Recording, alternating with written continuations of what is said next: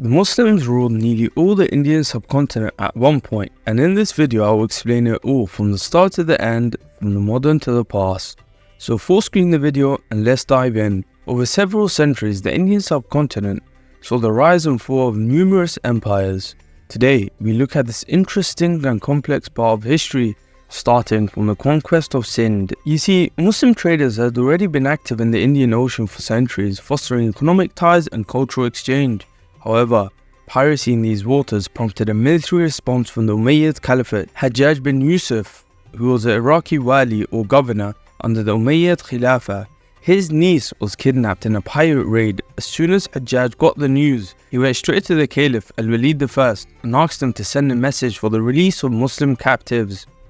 When the ruler of Sindh at the time, Raja Dahir, received the message, Dahir responded that he had no control over the pirates and thus could not comply with the Caliph's demand. Dahir's refusal to comply with Caliph Walid I's demands led to the Caliph ordering a military expedition to Sindh. The conquest of Sindh. The city of Dabal, located near modern-day Karachi in Pakistan, which is by the way a very important stronghold and a very active port in the late Kingdom of Sindh. For these reasons and the fact that it was a strategic location made it a prime target for Muhammad bin Qasim's well-trained army, the time for revenge had come. In 711, Muhammad bin Qasim marched towards Dabal with 6,000 Syrian horses and 3,000 camels, and with a decent amount of Arab soldiers. Upon reaching Dabal, Muhammad bin Qasim encountered stiff resistance from the city's defenders.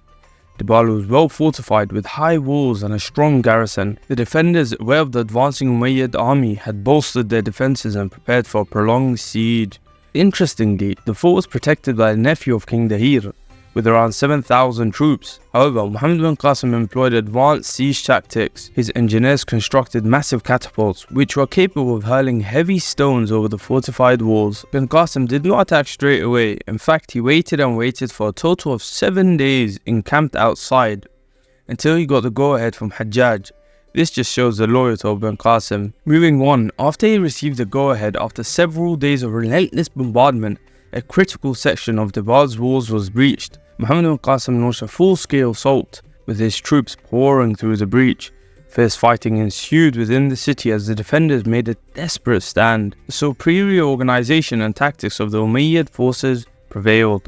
With the fall of Dabal, Muhammad bin Qasim took control over the city. He ensured the establishment of law and order, promising protection to the local populace. Indeed, his fair treatment of the city's inhabitants helped to secure their loyalty and facilitated the consolidation of Umayyad control over the region. With Dabal secured, Muhammad bin Qasim then turned his attention to the interior of Sindh. The next targets were the cities of Neran, Siwan, and the fortified capital Brahmanabad. Each conquest brought unique challenges and new waves of resistance from local forces. Muhammad bin Qasim's army faced their most formidable opponent yet, Raja Dahir. This encounter took place at Arur, a strategic location near present-day Rohri. This battle would determine the fate of the Sindh region for years to come. Dahir recognized the threat posed by advancing Umayyad forces, so he mustered a large army to defend his kingdom. The battle was fierce and brutal, with both sides demonstrating remarkable valor and strategic prowess. However, Muhammad bin Qasim's innovative tactics and the discipline of his troops, the decisive moment came when Raja Dahir, leading his troops from the front, was struck down in combat by a fireball. The death of Dahir marked the collapse of the organized resistance and sealed the victory for Muhammad bin Qasim. The Battle of Arur was not just a military triumph, but a turning point in the history of Sindh, paved the way for the establishment of Umayyad rule in the region, and marked the beginning of a new era. Following the victory at Arur, bin Qasim swiftly moved to consolidate his control over Sindh.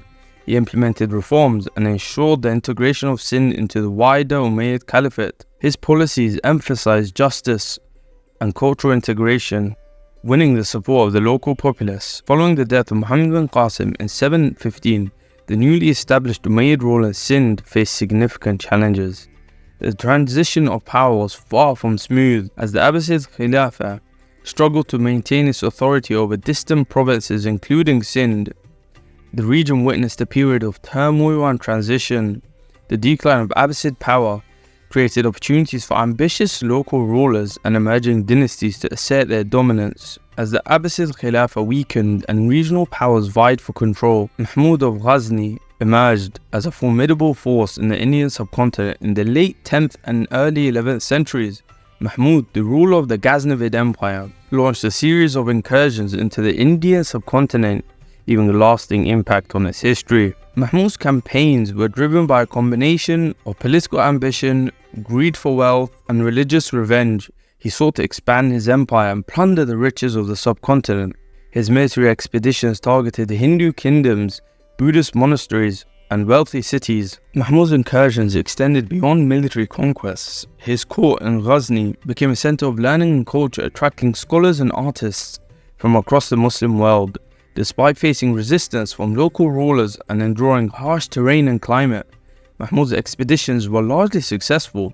His conquest not only expanded the boundaries of the Ghaznavid Empire, but also facilitated some cultural exchanges and the spread of Islamic civilization to the Indian subcontinent. However, Mahmud's legacy remains controversial.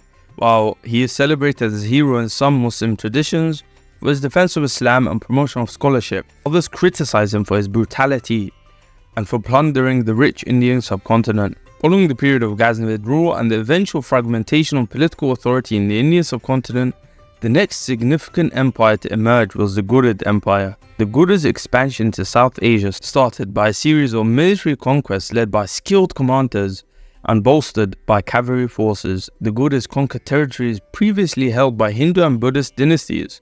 Key conquests included the defeat of the Ghaznavids at the Battle of Lahore in 1186 and the capture of Delhi in 1192, marking the establishment of Ghurid control of northern India. The Ghurids laid the groundwork for the next Muslim dynasties, including the Delhi Sultanate and the Mughal Empire. Next, we have the Delhi Sultanate, established in the early 13th century, Qutb-ud-Din Aibak, marking the beginning of Muslim rule in India. Initially a province of the Ghurid Empire, the Delhi Sultanate evolved into a powerful and centralized state that controlled large parts of the Indian subcontinent.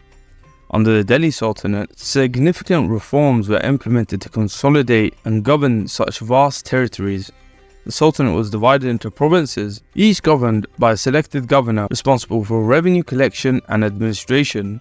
This centralized administrative structure facilitated efficient governance and resource management. The Delhi Sultanate presided over a culturally diverse society characterized by the coexistence of multiple religions and ethnic communities. The Sultanate's support of art, architecture, and literature led to a flourishing cultural renaissance, marked by the construction of iconic monuments like the Qutb Minar and establishment of vibrant urban centers like Delhi and Lahore. Despite internal rivalries and external threats, the Delhi Sultanate endured for over 3 centuries, shaping the trajectory of medieval Indian history. Let's look at the Mughal Empire now. Founded by Baybar in 1526, emerging from the ashes of the Delhi Sultanate, the Mughals established a vast and prosperous empire that spanned the length and breadth of South Asia. One of the defining features of the Mughal Empire was its architectural legacy. Under the patronage of empires like Akbar, Shah Jahan, and Aurangzeb, the Mughals built grand monuments and palaces that showcase their power and opulence. Iconic structures such as the Taj Mahal, the Red Fort, and the Jama Masjid are enduring symbols of Mughal architectural brilliance. The Mughals implemented various innovative administrative policies aimed at fostering stability and prosperity within their empire. Their system of military land grants ensured loyalty from the nobility while also providing revenue for the state. The Mughal emperors maintained a decentralized administrative structure that allowed for local autonomy and cultural diversity. The Mughal Empire's legacy in South Asia is profound and enduring. Despite its eventual decline in the 18th century, the Mughals left a mark on the region's history, culture, and identity. Thank you so much for joining me on this exploration of the Indian subcontinent. I hope you enjoyed this video. Make sure to like, comment, and subscribe if you did. I'll see you in the next one.